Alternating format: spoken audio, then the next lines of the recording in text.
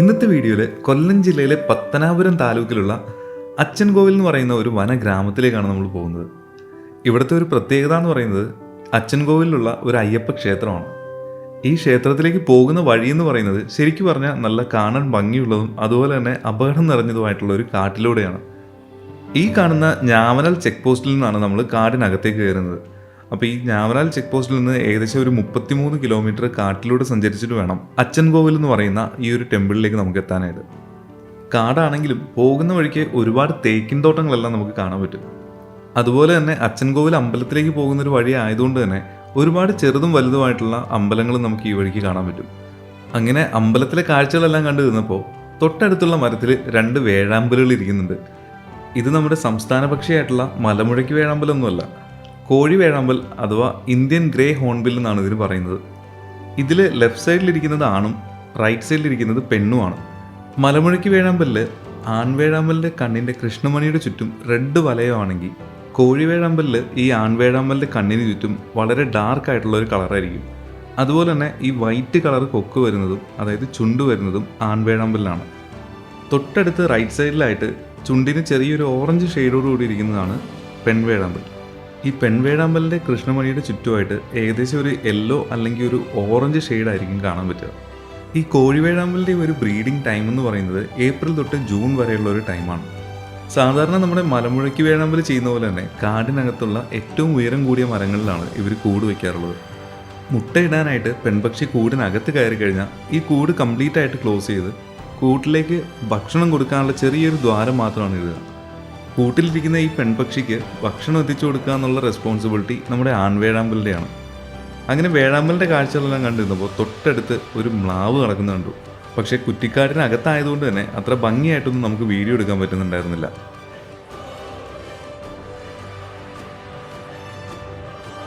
അങ്ങനെ അവിടുത്തെ കാഴ്ചകളെല്ലാം കണ്ട് നമ്മൾ മുന്നോട്ട് പോവുകയാണ്. മുന്നോട്ട് പോകുന്ന വഴിക്ക് ഞാൻ നേരത്തെ പറഞ്ഞ പോലെ തന്നെ ഒരുപാട് ചെറുതും വലുതുമായിട്ടുള്ള അമ്പലങ്ങളുണ്ട്. ഈ കാണുന്ന ഒരു അമ്പലം എന്ന് പറയുന്നത് ഇവിടെ അച്ചൻകോവിലേക്ക് പോകുന്ന വഴിക്കുള്ള ഒരു പ്രധാനപ്പെട്ട അമ്പലമാണ്. ഊരാളി അപ്പൂപ്പൻകാവ് എന്നാണ് ഈ ഒരു അമ്പലത്തിൻ്റെ പേര്. അച്ചൻകോവിൽ അമ്പലത്തിലേക്ക് പോകുന്ന ആളുകൾ ഭൂരിഭാഗം ആളുകളും ഇവിടെയും കയറിയിട്ടാണ് പോകാറുള്ളത്. ഇവിടെ നിന്ന് നമ്മൾ കുറച്ചുകൂടി മുന്നോട്ട് ചെല്ലുമ്പോൾ ഈ കാണുന്ന റോഡെല്ലാം തീർന്ന് ഒരു ഡീവിയേഷൻ എടുത്ത് നമ്മൾ ശരിക്കും നല്ലൊരു ഓഫ് റോഡുള്ളൊരു വഴിയിലേക്ക് പോകുന്നൊരു ഫീലാണ്. നമ്മളിതിലെ കുറച്ച് മുന്നോട്ട് ചെല്ലുമ്പോൾ ഈ കാണുന്ന രീതിയിലുള്ളൊരു ചെറിയ ജംഗ്ഷൻ എത്തും. ഇവിടെ നിന്ന് ലെഫ്റ്റിലേക്ക് പോകുന്നത് ഒരു ഗ്രാമത്തിലേക്കാണ്. ഇവിടെ നിന്ന് ഈ പാലം കയറി വേണം ആ ഒരു ഗ്രാമത്തിലേക്ക് പോകാനായിട്ട്.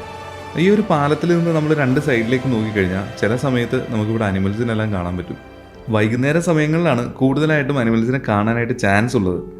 ആനയും കാട്ടുപോത്തും മ്ലാവും എല്ലാം ഈ കാണുന്ന ഒരു പുഴയിൽ വെള്ളം കുടിക്കാനായിട്ട് മിക്കപ്പോഴും ഇറങ്ങാറുണ്ട്. ഈ KSRTC ബസ് ഞാൻ നേരത്തെ പറഞ്ഞ ഗ്രാമമായിട്ടുള്ള കൊക്കത്തോട് നിന്ന് തിരിച്ച് നമ്മുടെ ഞാവനാൽ ചെക്ക് പോസ്റ്റിൻ്റെ ഭാഗത്തേക്ക് പോകുന്നതാണ്. നമ്മളിവിടെ വന്ന ടൈം എന്ന് പറയുന്നത് ശബരിമല സീസൺ ആയതുകൊണ്ട് തന്നെ ഒരുപാട് അയ്യപ്പന്മാരുടെ വണ്ടികളെല്ലാം ഈ ഒരു വഴിക്ക് പോകുന്നുണ്ട്. ദൂരയാത്ര ചെയ്ത് വരുന്ന അയ്യപ്പന്മാരൊക്കെ ഈ കാണുന്ന ഒരു പുഴയിൽ ഇറങ്ങി കുളിച്ച് നല്ല ഫ്രഷ് ആയതിനു ശേഷമാണ് അച്ചൻകോവിൽ അമ്പലത്തിലേക്ക് പോകുന്നത്. ഈ കാണുന്ന ഒരു ജംഗ്ഷനിൽ നിന്ന് നേരെ കാണുന്ന ഒരു വഴി കണ്ടില്ലേ, ഇതിലെയാണ് നമുക്ക് അച്ചൻകോവിൽ അമ്പലത്തിലേക്ക് പോകാനുള്ള വഴി.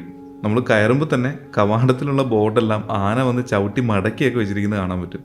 അത്രയധികം ആനയുടെ പ്രസൻസ് ഉള്ളൊരു കാട്ടിലൂടെയാണ് നമ്മൾ ഇനി പോകാൻ പോകുന്നത്.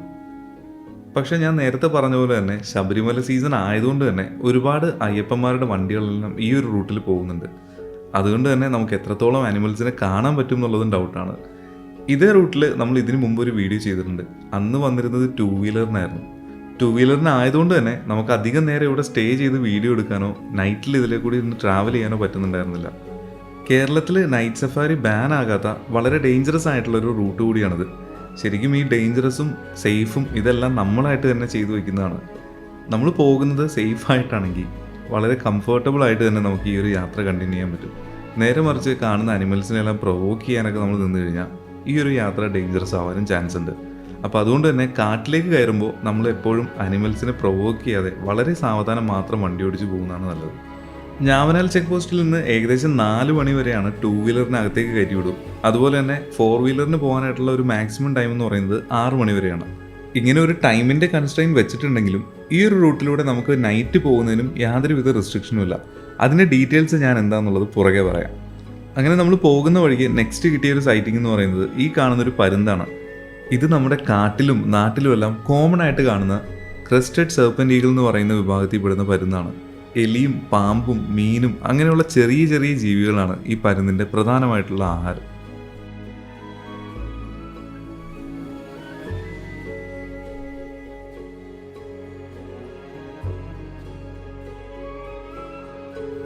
അങ്ങനെ പരുന്തിൻ്റെ കാഴ്ചകളെല്ലാം കണ്ട് നമ്മൾ യാത്ര തുടരുകയാണ്.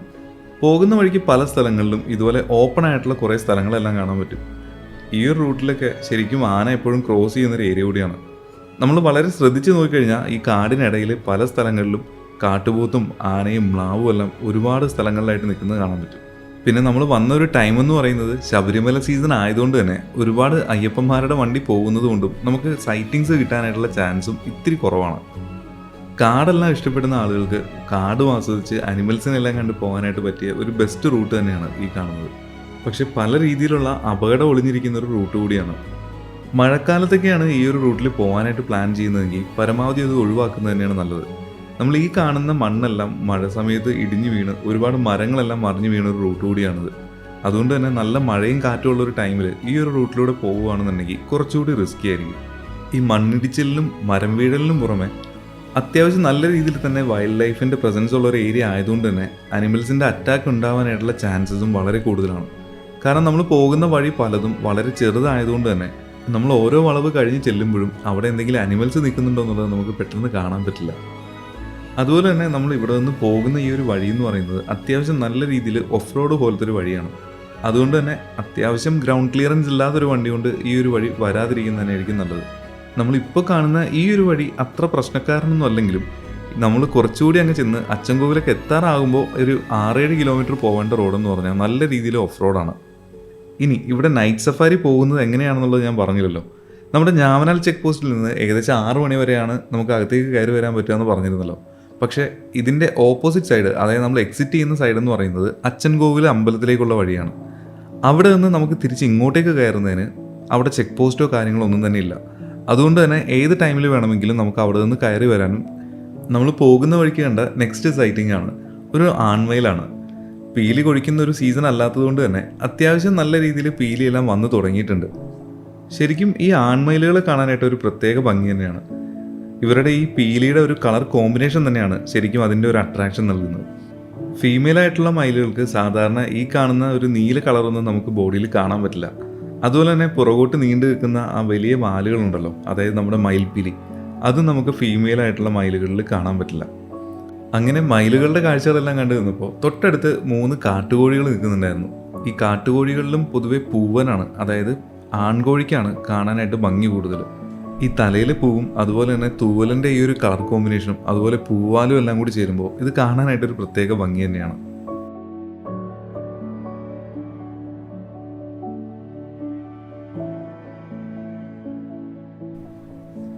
കൊല്ലം ജില്ലയിലെ പത്തനാപുരം താലൂക്കിലാണ് ഈ ഒരു ഗ്രാമം, അതായത് നമ്മുടെ അച്ചൻകോവിൽ എന്ന് പറയുന്ന ഈ ഒരു ഗ്രാമം ഉള്ളതെന്ന് പറഞ്ഞല്ലോ.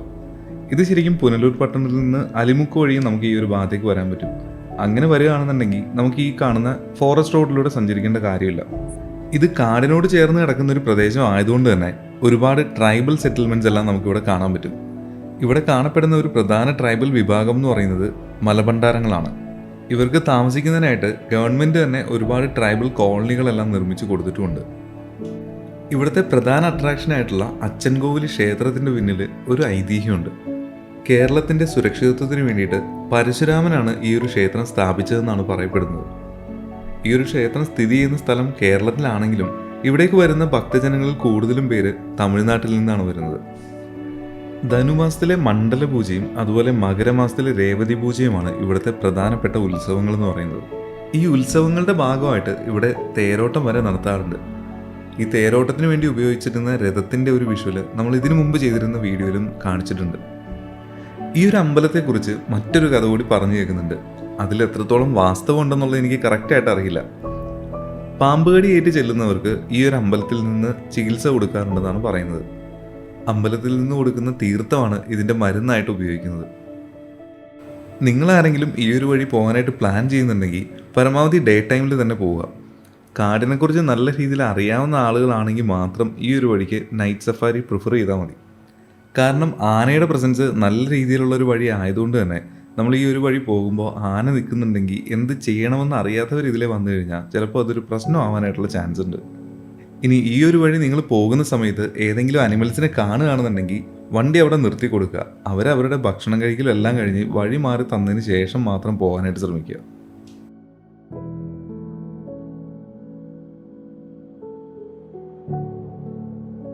ഈ കാടിനകത്തൂടി പോകുമ്പോൾ വളരെ ചുരുക്കം വീടുകൾ മാത്രമാണ് നമുക്ക് കാണാൻ പറ്റുക.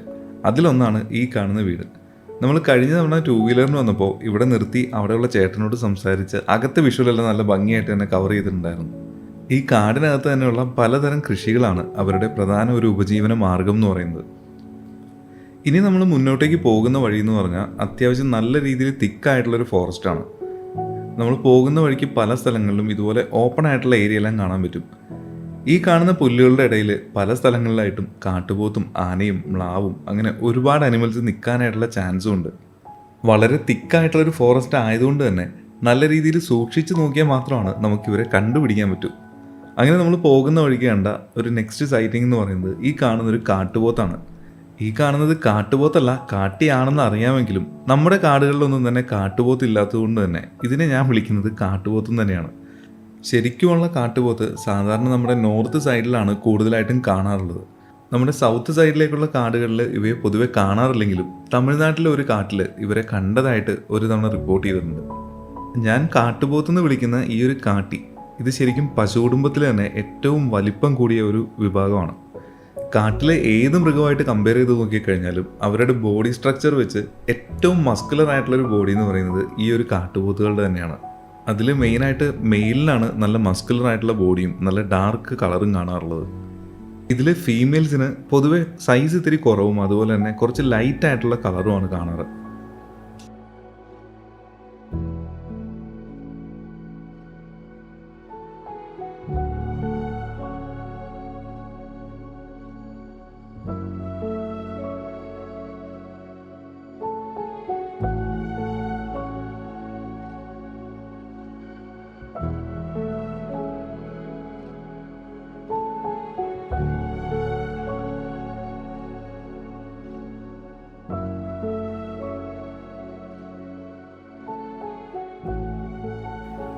അങ്ങനെ കാട്ടുപോത്തിൻ്റെ കാഴ്ചകളെല്ലാം കണ്ട് നമ്മൾ മുന്നോട്ട് പോവാണ്.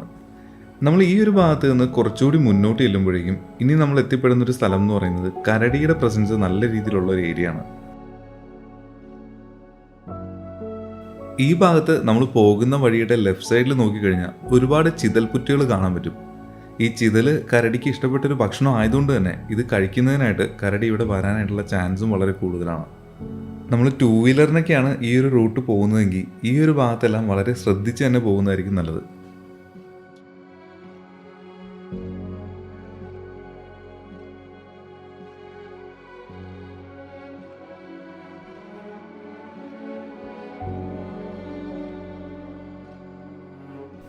നമ്മൾ പോകുന്ന വഴിക്ക് ഇതുപോലൊരു ചെറിയ പാലം കാണാൻ പറ്റും. ഈ പാലം കഴിഞ്ഞ് കുറച്ചുകൂടി മുന്നോട്ട് ചെല്ലുമ്പോൾ റൈറ്റ് സൈഡിലായിട്ട് നമുക്കൊരു ഫോറസ്റ്റ് സ്റ്റേഷനും കാണാൻ പറ്റും. നമ്മൾ ഇതിനു മുമ്പ് ഈ ഒരു വഴി പോയപ്പോഴും ഇതിൻ്റെ തൊട്ടടുത്തായിട്ട് തന്നെ ഒരുപാട് മയിലുകളെ കാണാൻ പറ്റിയിരുന്നു. നമ്മുടെ ഇത്തവണത്തെ യാത്രയിൽ നമുക്ക് ഫസ്റ്റ് കിട്ടിയത് മലബാർ പാരക്കീറ്റ് എന്ന് പറയുന്ന തത്തയായിരുന്നു. ഈ തത്തയുടെ ബോഡിയിലെ ഈ ഒരു കളർ കോമ്പിനേഷൻ ഉണ്ടല്ലോ, അത് തന്നെയാണ് ഇതിൻ്റെ ഒരു പ്രധാന അട്രാക്ഷൻ എന്ന് പറയുന്നത്. അങ്ങനെ തത്തയുടെ കാഴ്ചകളെല്ലാം കണ്ടു നിന്നപ്പോൾ നമുക്ക് സാധാരണ കിട്ടാറുള്ള പോലെ തന്നെ ഈ ഫോറസ്റ്റ് സ്റ്റേഷൻ്റെ തൊട്ടടുത്ത് നിന്ന് മയിലിൻ്റെ കാഴ്ചയും കിട്ടി. ഈ ഒരു ഭാഗത്ത് തന്നെ പല സ്ഥലങ്ങളിലായിട്ട് ഏകദേശം 3-4 മയിലുകൾ നിൽക്കുന്നുണ്ടായിരുന്നു. സാധാരണ ഈ ഒരു വഴിക്ക് എപ്പോൾ പോകുമ്പോഴാണെങ്കിലും ഈ കാണുന്ന മയിലുകൾ ഇവിടെ തന്നെ കാണാറുമുണ്ട്. ഇവിടെ ആളനക്കം ഉള്ളതുകൊണ്ട് തന്നെ പ്രിഡേറ്റേഴ്സ് ഒന്നും വരാത്തതുകൊണ്ടായിരിക്കണം ഈ ഒരു ഭാഗത്ത് ചുറ്റിപ്പറ്റി ഒരുപാട് മയിലുകൾ നമുക്ക് കാണാൻ പറ്റുന്നത്. ഈ മയിലുകളുടെ കാഴ്ച എത്ര കണ്ടാലും നമുക്ക് മതിയാവില്ല. അപ്പോൾ നമുക്ക് എന്തായാലും മയിലുകളുടെ കുറച്ച് കാഴ്ചകൾ കണ്ടിട്ട് വരാം.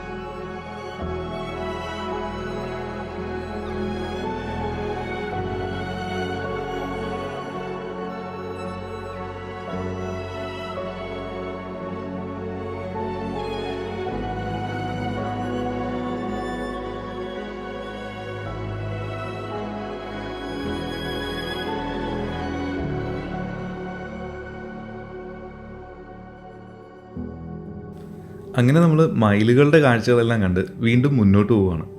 ഇനി അങ്ങോട്ടേക്ക് പോകുന്ന വഴി എന്ന് പറയുന്നത് അത്യാവശ്യം നല്ല രീതിയിൽ തിക്കായിട്ടുള്ളൊരു ഫോറസ്റ്റ് ആയതുകൊണ്ട് തന്നെ നല്ല രീതിയിൽ നമുക്ക് അനിമൽസിനെ കാണാൻ പറ്റും.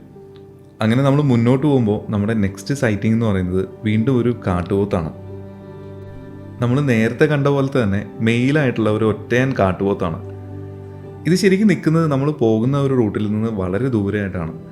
കാരണം ഞാൻ നേരത്തെ പറഞ്ഞ പോലെ തന്നെ ഒരുപാട് വണ്ടികൾ ഇതിലെ പോകുന്നതുകൊണ്ട് തന്നെ ഈ കാണുന്ന അനിമൽസ് എല്ലാം റോഡിൻ്റെ സൈഡിൽ നിന്ന് ഒരുപാട് മാറിയാണ് നിൽക്കുന്നത്. ശരിക്കും ഈ ഒരു കാട്ടുപോത്തിൻ്റെ വിഷ്വൽ എടുക്കാനായിട്ട് എനിക്ക് വലിയ ഇൻട്രസ്റ്റ് ഒന്നും തോന്നുന്നുണ്ടായിരുന്നില്ല. കാരണം പുള്ളി ഒരു അനക്കം പോലും ഇല്ലാതെ ഒരു സ്റ്റാച്ചു നിൽക്കുന്ന പോലെയാണ് നിൽക്കുന്നത്. എന്തെങ്കിലും ചെറിയ രീതിയിലുള്ളൊരു മൂവ്മെൻറ്റ് ഉണ്ടെങ്കിലാണല്ലോ നമുക്ക് വീഡിയോ എടുക്കാനോ അല്ലെങ്കിൽ ഫോട്ടോ എടുക്കാനൊക്കെ ആയിട്ടുള്ളൊരു ഇൻട്രസ്റ്റ് വരിക.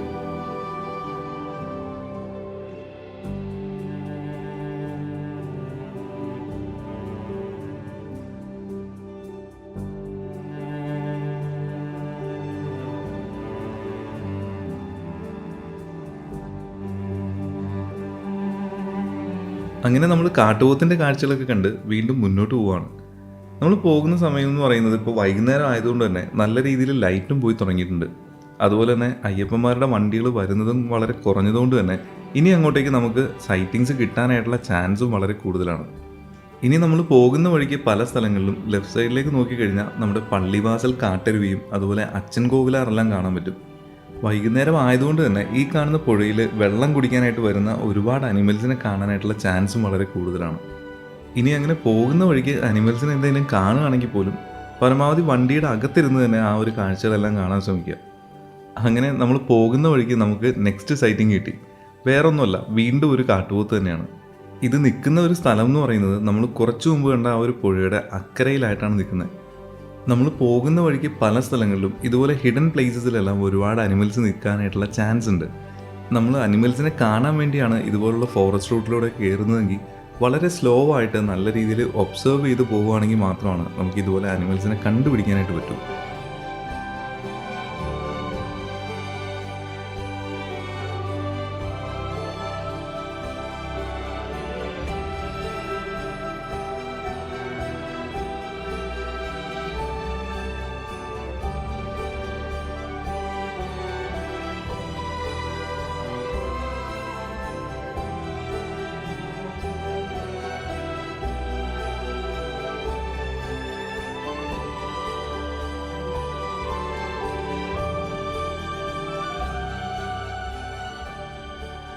അങ്ങനെ കാട്ടുപോത്തിൻ്റെ കാഴ്ചകളെല്ലാം കണ്ട് മുന്നോട്ട് പോയപ്പോൾ തൊട്ടടുത്തുള്ള അരുവിയിൽ കണ്ട ഒരു പാമ്പാണ്. ഇതുവരെ വിഷമൊന്നുമില്ലാത്ത നീർക്കോലി എന്ന് പറയുന്ന ഒരു പാമ്പാണ്. ഇതുപോലുള്ള ചെറിയ കാട്ടരുവിയിലുള്ള മീനെയെല്ലാം പിടിച്ച് കഴിച്ചാണ് ഇവർ ജീവിക്കുന്നത്. അങ്ങനെ നമ്മൾ അവിടുത്തെ കാഴ്ചകളെല്ലാം കണ്ട് മുന്നോട്ട് പോകുമ്പോൾ അത്യാവശ്യം നല്ല രീതിയിൽ തന്നെ ലൈറ്റ് പോയി തുടങ്ങി. ഇനി നമുക്ക് മുന്നോട്ടേക്ക് പോകാനുള്ള വഴികളെന്ന് പറയുന്നത് അത്യാവശ്യം നല്ല രീതിയിൽ തന്നെ ഗട്ടറെല്ലാം ഉള്ള വഴികളാണ്. അതുപോലെ ഓപ്പോസിറ്റ് ഒരു വണ്ടി വന്നാൽ പോലും നമുക്കിവിടെ ഒതുക്കി കൊടുക്കാനായിട്ട് വളരെ ബുദ്ധിമുട്ടേണ്ടി വരും. കാരണം പോകുന്ന വഴിക്ക് പല സ്ഥലങ്ങളിലും വളരെ നാരമായിട്ടുള്ള റോഡുകളാണ്. ഇനി നമുക്ക് മുന്നോട്ടേക്ക് പോകാനായിട്ടുള്ള വഴി എന്ന് പറയുന്നത് നമ്മൾ ഇത്രയും നേരം വന്ന പോലെയുള്ള അത്ര സേഫായിട്ടോ അല്ലെങ്കിൽ അത്ര സുഖകരമായിട്ടോ യാത്ര ചെയ്യാൻ പറ്റുന്ന വഴികളല്ല. ഇനി മുന്നോട്ടേക്ക് നല്ല രീതിയിൽ തന്നെ ഗട്ടറും അതുപോലെ കല്ലെല്ലാം പൊങ്ങി നിൽക്കുന്ന നല്ല കിടിലും വഴികളാണ്. അത്യാവശ്യം ഗ്രൗണ്ട് ക്ലിയറൻസ് ഉള്ളൊരു വണ്ടി അല്ല എങ്കിൽ ഈ ഒരു വഴി ചൂസ് ചെയ്യാതിരിക്കുന്നത് തന്നെ ആയിരിക്കും നല്ലത്.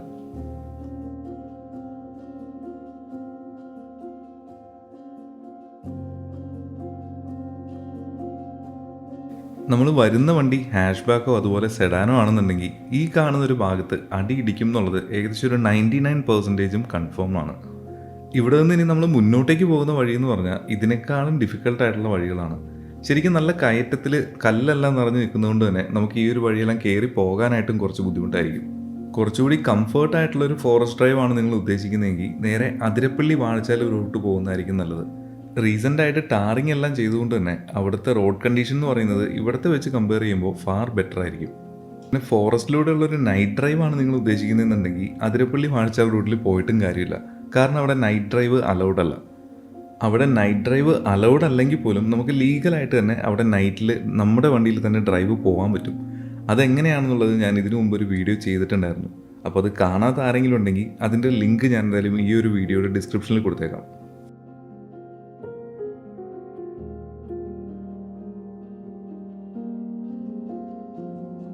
അങ്ങനെ നൈറ്റ് ആയി കഴിഞ്ഞപ്പോൾ നമ്മുടെ ഫസ്റ്റ് സൈറ്റിംഗ് എന്ന് പറയുന്നത് ഈ കാണുന്നൊരു മ്ലാവാണ്.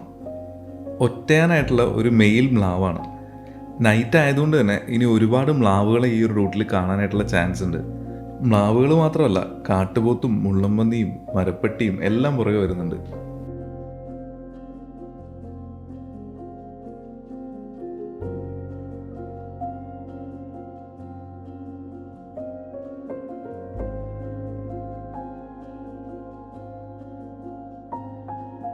അങ്ങനെ നൈറ്റിലെ നമ്മുടെ നെക്സ്റ്റ് സൈറ്റിംഗ് എന്ന് പറയുന്നത് വീണ്ടും ഒരു കൂട്ടം മ്ലാവുകളാണ്.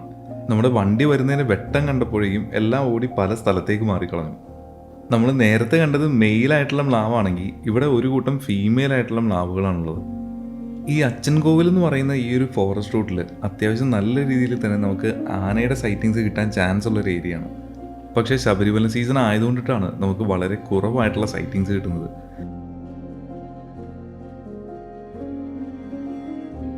അങ്ങനെ നമ്മൾ മുന്നോട്ട് പോയപ്പോൾ കണ്ട നെക്സ്റ്റ് സൈറ്റിംഗ് എന്ന് പറയുന്നത് ഒരു കൂട്ടം കാട്ടുപോത്തുകളായിരുന്നു.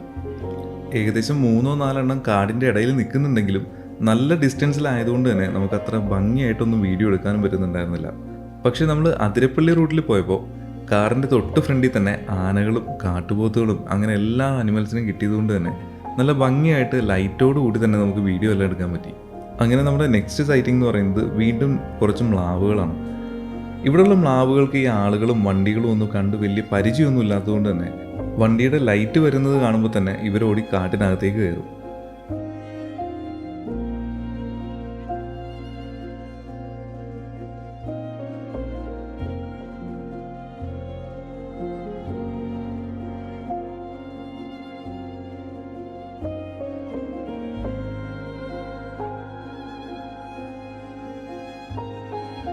അങ്ങനെ മ്ലാവുകളുടെ കാഴ്ചകളെല്ലാം കണ്ട് മുന്നോട്ട് പോയപ്പോൾ കിട്ടിയ നെക്സ്റ്റ് ഒരു ഐറ്റം എന്ന് പറയുന്നത് ഈ കാണുന്ന മരപ്പട്ടിയാണ്. ആളുകളെ പൊതുവെ പേടിയുള്ള ഒരു ഐറ്റം ആയതുകൊണ്ട് തന്നെ ലൈറ്റ് കണ്ടപ്പോൾ തന്നെ ഓടി കാടിനകത്തേക്ക് പോയി. അങ്ങനെ അവിടെ നിന്ന് കുറച്ചുകൂടി മുന്നോട്ട് പോയപ്പോൾ കണ്ട നെക്സ്റ്റ് ഐറ്റം എന്ന് പറയുന്നത് ഈ കാണുന്ന മുള്ളമ്പന്നിയാണ്. ആൾ നമ്മുടെ വണ്ടിയുടെ മുന്നിൽ തന്നെയാണ് ഇങ്ങനെ പോകുന്നതെങ്കിലും കാടിനകത്തേക്ക് കയറാനായിട്ട് പുള്ളിക്കൊരു ഗ്യാപ്പ് കിട്ടുന്നില്ല. അങ്ങനെ കുറേ ദൂരം നമ്മുടെ വണ്ടിയുടെ മുന്നിലൂടെ പോയതിന് ശേഷമാണ് ആൾ കാടിനകത്തേക്ക് കയറിപ്പോയത്.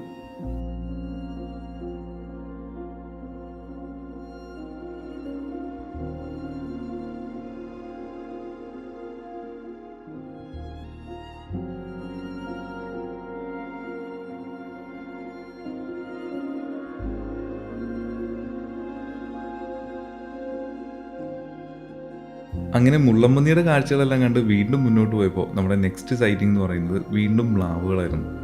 2 മ്ലാവുകളാണ് ഉണ്ടായിരുന്നത്. ഇതും ഈ പറഞ്ഞ പോലെ തന്നെ വണ്ടിയുടെ വെട്ടം കണ്ടപ്പോഴേക്കും ഓടി 2 പേരും 2 സൈഡിലേക്ക് മാറി. അവിടെ നിന്ന് കുറച്ചുകൂടി മുന്നോട്ട് ചെന്നപ്പോൾ വീണ്ടും നെക്സ്റ്റ് സെറ്റ് മ്ലാവ്.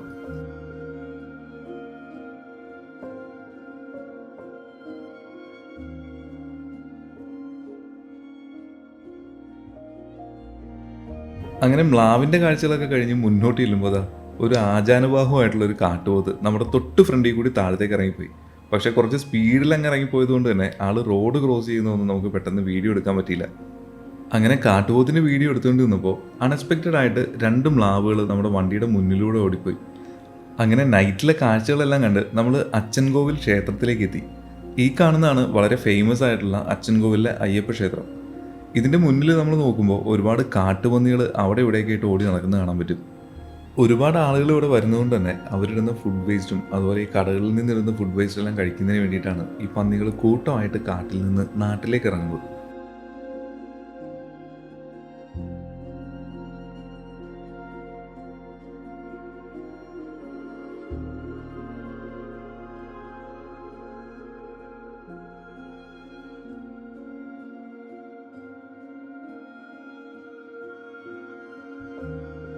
അങ്ങനെ പന്നിക്കൂട്ടത്തിൻ്റെ കാഴ്ചകളൊക്കെ കണ്ട് നമ്മൾ തിരിച്ച് അമ്പലത്തിൻ്റെ അങ്ങോട്ട് ചെന്നപ്പോൾ കണ്ട ഒരു വെറൈറ്റി കാഴ്ചയാണ്. ഇവിടെ ഈ കൈ നോക്കുന്നതിന് വേണ്ടിയിട്ടൊക്കെ ഒരുപാട് ആളുകൾ ഇരിക്കുന്ന ഒരു ഏരിയയാണ്. അതുപോലെ തന്നെ ഇവിടെ പക്ഷിശാസ്ത്രം വെച്ചിട്ടിരിക്കുന്നൊരു ചേട്ടനാണ്. ഇവരുടെ ജീവിതമാർഗ്ഗമാണെങ്കിൽ പോലും ഈ തത്തയെ കൂട്ടിലിട്ട് വളർത്താൻ പാടില്ല എന്നുള്ളൊരു നിയമം ഉണ്ടായിട്ടും ഇവർ പബ്ലിക്കായിട്ട് ഇത് ചെയ്യുന്നത് കാണുമ്പോൾ ശരിക്കും അത്ഭുതം തോന്നുന്നുണ്ട്. അങ്ങനെ രാത്രി നമ്മൾ അമ്പലത്തിൻ്റെ അവിടെ കിടന്നുറങ്ങി പിറ്റേ ദിവസം രാവിലെ നെക്സ്റ്റ് ഇതിൻ്റെ തൊട്ടടുത്തായിട്ടുള്ള ഒരു കാട്ടരുവിയിലേക്കാണ് പോകുന്നത്. ഈ കാണുന്നൊരു ഭാഗത്ത് ഇവിടെ വരുന്ന അയ്യപ്പന്മാരെല്ലാവരും വന്ന് കുളിക്കാറുള്ളൊരു ഏരിയയാണ്. അപ്പോൾ ഈ ഒരു ഭാഗത്ത് നമ്മൾ നോക്കിക്കഴിഞ്ഞാൽ നല്ല ഭംഗിയുള്ളൊരു കാട്ടരുവി കാണാൻ പറ്റും. നമ്മൾ ഈ കാണുന്ന കാട്ടരുവിയും നമ്മുടെ അച്ചൻ കോവിലാറിൻ്റെ ഭാഗമായിട്ടുള്ളത് തന്നെയാണ്. ഇതുപോലെ ഒരുപാട് ജലപക്ഷികളെ നമുക്കിവിടെ കാണാൻ പറ്റും, അതായത് കൊക്കുകളെ. അതിൻ്റെ ഒരു പ്രധാന കാരണം എന്ന് പറയുന്നത് ഈ കാണുന്നൊരു കാട്ടരുവി ഒരുപാട് ആഴമൊന്നും ഇല്ലെങ്കിൽ പോലും നമ്മൾ പുഴയിലെല്ലാം കാണുന്ന രീതിയിലുള്ള പള്ളത്തി, പരല് അങ്ങനെയുള്ള ഒരുപാട് മീനുകളെ ഈ ഒരു പുഴയിൽ നമുക്ക് കാണാൻ പറ്റും. ഈ മീനുകളല്ലാതെ കൊക്കുകളുടെ ഭക്ഷണമായിട്ടുള്ള മണ്ണിരയും ഈ ഒരു ഭാഗത്ത് ഒരുപാട് നമുക്ക് കാണാൻ പറ്റും. അങ്ങനെ കൊക്കിൻ്റെ കാഴ്ചകളെല്ലാം കണ്ടു നിന്നപ്പോൾ തൊട്ടടുത്തുള്ള മരത്തിൽ ഒരു ചെറിയ ശബ്ദം കേട്ടിട്ട് നോക്കിയതാണ്. വേറൊന്നുമല്ല, നമ്മുടെ മലബാർ ജൈൻറ്റ് സ്ക്വയറൽ എന്ന് പറയുന്ന മലയണ്ണാനാണ്. നമ്മുടെ സൗത്ത് ഇന്ത്യൻ കാടുകളിൽ വളരെ കോമൺ ആയിട്ട് കാണുന്ന ഇവയെ നമ്മൾ ഇന്നലെ കാട്ടിലൂടെ വന്നപ്പോൾ നമുക്ക് കാണാൻ പറ്റിയില്ല. ശരിക്കും ആ ഒരു കാട്ടിൽ ഈ മലയണ്ണാൻ ഇല്ലാഞ്ഞിട്ടല്ല, നമ്മൾ വലിയ അനിമൽസിനെല്ലാം നോക്കി വന്നപ്പോൾ ഇവരെ ശ്രദ്ധിച്ചില്ല എന്നുള്ളതാണ് സത്യം.